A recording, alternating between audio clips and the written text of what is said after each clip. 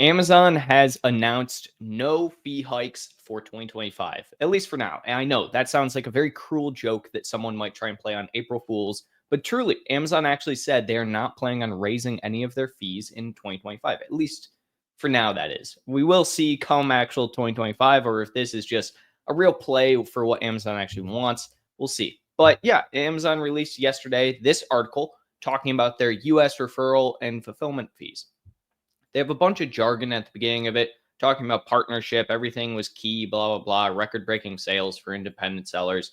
The whole Amazon, hey, we're so great. We're doing so many great things for people, etc. But then they get into while inflation continues to impact our expenses. Okay.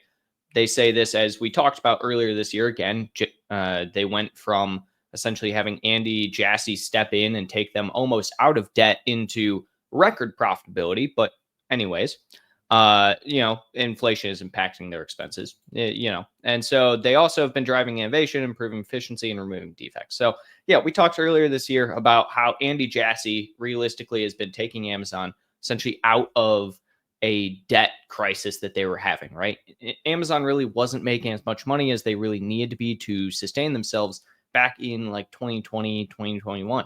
But Andy Jassy stepped in and has since taken them into a world of record profitability. So, this is a bit shocking to me because he's been doing a lot of that through raising fees for sellers. And I think what they're realizing here is it is hurting new sellers coming onto the platform. That's the biggest thing that, especially in the agency world, like I have seen is that there is a lack of new seller initiative and people wanting to actually start to sell on Amazon. It's not profitable for them, right? It doesn't make sense because of all of these different fees. So less and less people have been willing to step into the ring and try and become a profitable seller on the platform. But anyhow, we keep going. So as a result, we will not increase US referral and FBA fees and will not introduce any new fee types. We will also lower some fees and provide additional benefit support to new selection growth. Over the coming weeks and into 2025, we continue to invest in our fee-related product experiences, including improving your fee calculators and fee preview tools. So they're saying they're not planning on updating any fees. Again, I'd like to see how long this lasts. They're saying all of 2025. That to me seems unrealistic because I don't believe, at least in the last decade, we have had a single total fiscal year on Amazon without at least one form of fee increase. Now, to be fair, sometimes that fee increase tends to be them increasing how much Q4 surcharge costs compared to previous years. So, are we going to see 2025 be the exact same cost as 2024 when it comes to Q4? I'm not sure.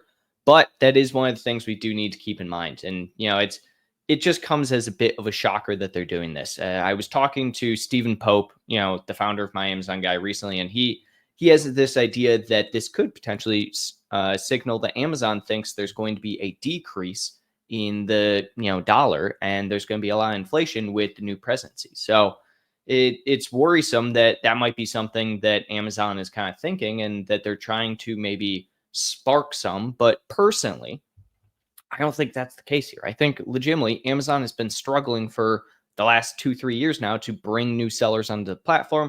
They had a huge boom in 2020 when people had more disposable income, when people were at home and had the time to actually do things.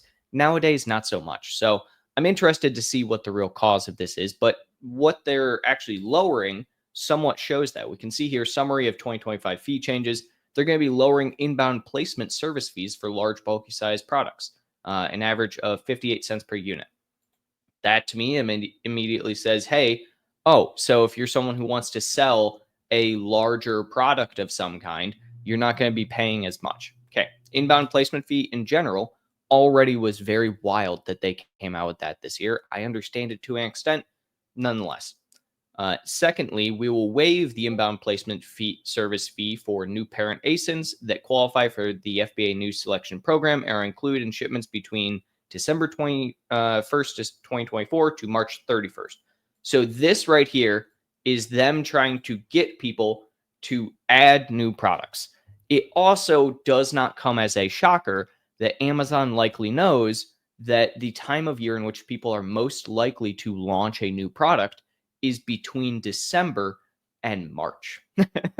That comes as no shocker, I'm sure, to most people, because a lot of people tend to put all of their new item orders in at the very beginning of the year before the Chinese New Year, etc. And so they're trying to essentially spur people to send product in beforehand and actually make it, useful for new sellers, especially. So if you have a new product you want to launch or you are a new seller, this is going to be a really good thing. And then finally, we're introducing more incentives for adding certain new selection in our store. We will enhance the new seller incentives and FBA new selection programs with greater fee discounts to further support targeted segments of the new selection growth. These time-bound discounts will be available starting January 15th, 2025.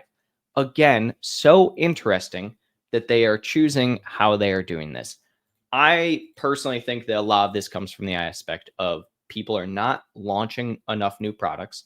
People are not coming onto the platform. New sellers, new brands are not coming onto the platform. Amazon recently launched Haul, which I'm wondering if they're thinking, hey, we're taking a bunch of these, low tier Chinese sellers, putting them in one spot, taking them off the platform. We need some new sellers on the platform to kind of bulk up and take this space. I am very curious on where Amazon's coming from with all this. It makes me wonder. I think, Stephen might be on something. The Amazon might think that, the dollar might become less impactful come, 2025. But realistically, in my mind, I got to chalk this up to them feeling the hurt of not enough new sellers on the platform and having let, Chinese sellers run rampant for the last few years, which even further makes it not as favorable for new sellers, right? People don't want to have to go onto a platform where 50+% of their entire, sale price and profit margin is eaten by fees on products outside of the cost of goods. And then on top of that, be competing with a bunch of sellers that are selling the same exact product with a slight difference for $2.99, right? So I'm excited to say no fees on Amazon 2025. I will say again, I would love to see if this actually comes fully true, or if come the end of Q1, because that's the furthest we got here is March 31st, 2025, which, end of Q1. I think they're probably going to come back to us if they don't have a very strong Q1 and the stock price isn't what it needs to be. And they're going to be like, hey, remember those fees we said nothing about? Yeah, let's go back to that. So we'll see. Again, it would be kind of a monumental thing for Amazon to not raise any fee whatsoever for an entire year. As in the last decade I've been on the platform, I haven't seen that once. So interesting stuff as always, but let's just cheer for no fees 2025.